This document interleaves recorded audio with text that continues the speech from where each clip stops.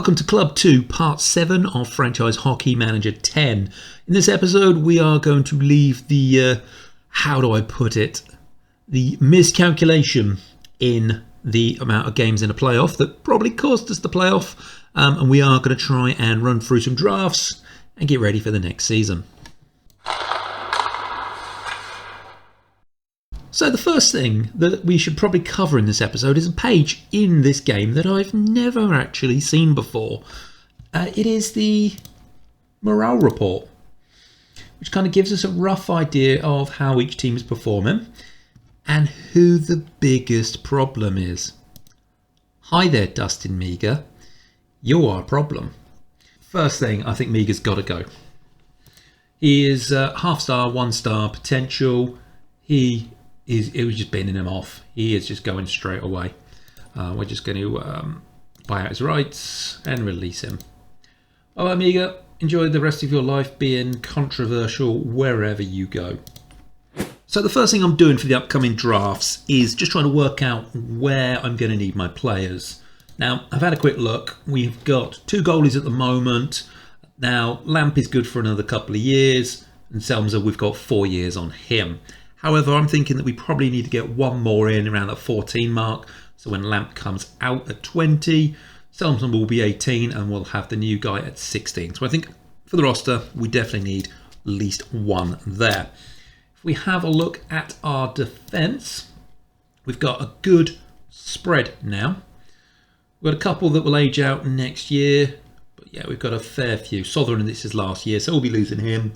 But I think we're okay defensively. If we have a look at left wing, this is not brilliant. Shanson, Michaels, I mean, we never even got to play Michaels really. He was off pretty much the majority of the season. But yeah, those 2 will be dropping out the team this year because they'll be over age. So we've got Brown and French, and we probably need to pick up at least 2 more left wingers. But our problem really is going to be our right wing. So Burlock is probably going to be dropping out this year. Again, he's now 20. We're going to have Nilsson, and that is it. So we've got 1 right winger. So I'm thinking we'll probably need to try and get at least 3 right wingers.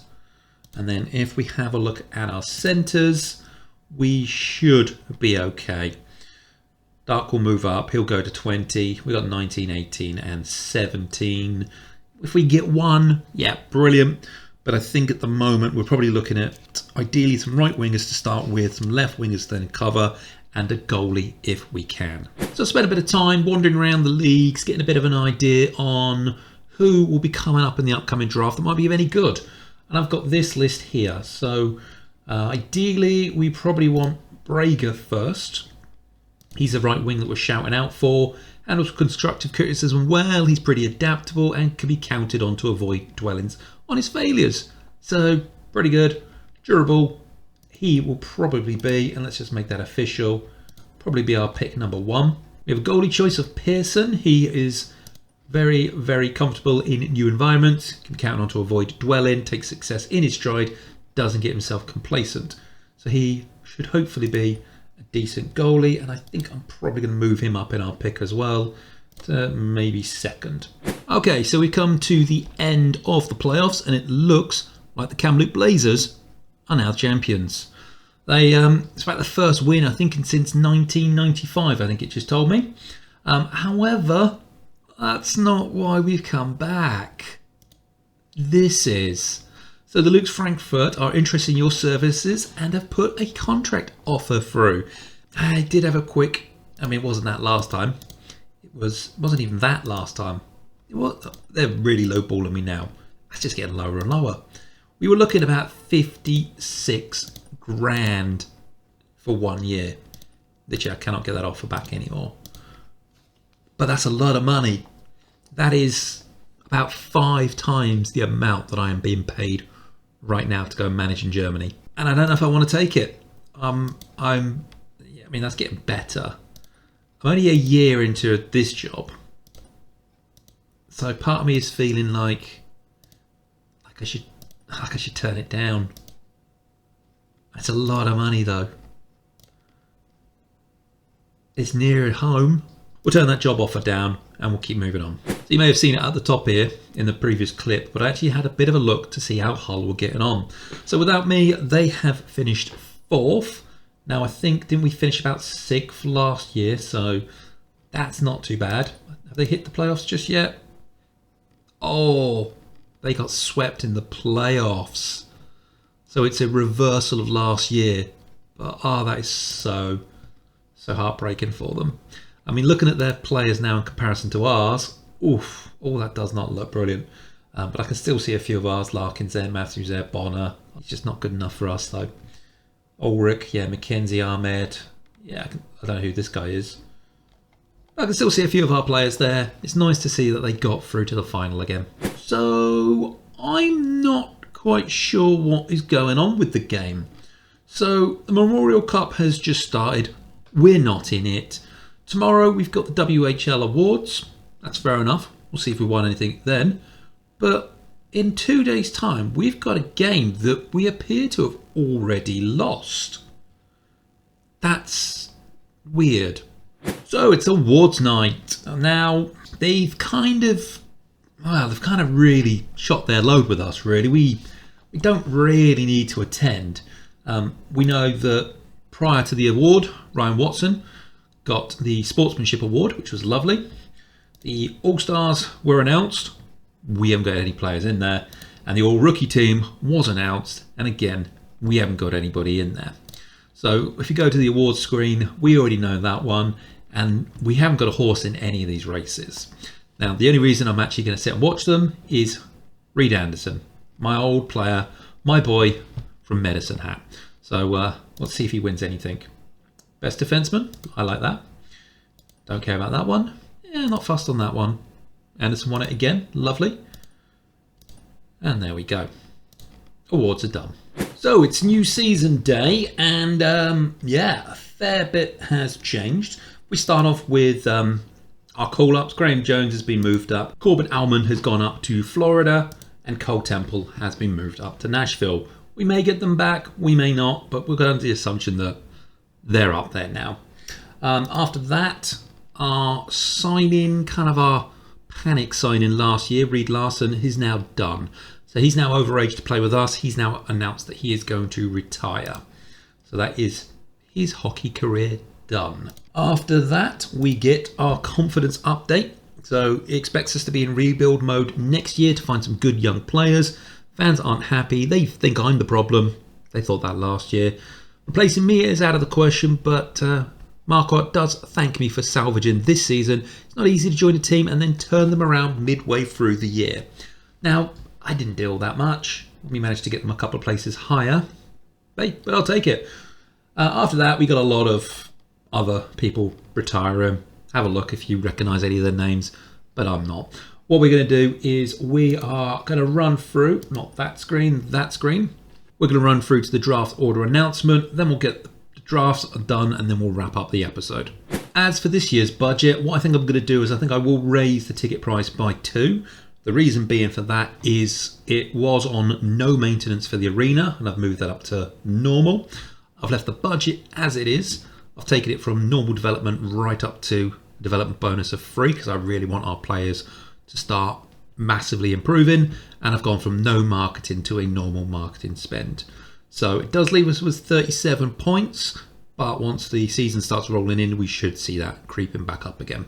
Oh, I've had another job offer, and I'm so tempted by this one. So National Ice Hockey Association of Great Britain's under-20s has offered you the job of managing their national team. You'll remain in charge of the team until relieved of your duties by the association, running the team in all international tournaments. Do you accept this prestigious job? Now, initially, I wasn't that sure. However, I did go and look at the team, and I looked at the history, and I saw Leolo Bellamy, the young, I think he was 14 when I picked him up in Hull. He was the second in points. He was third in goals, second in assists. He was having a very, very good game. And he's doing all right. After we left, he got picked up in the CHL import draft by the Islanders. He's been sent down now to the Junior Hockey League, and literally days ago has been released from them. He's also 18 now. Oh, blimey. Now I feel old. I picked him up.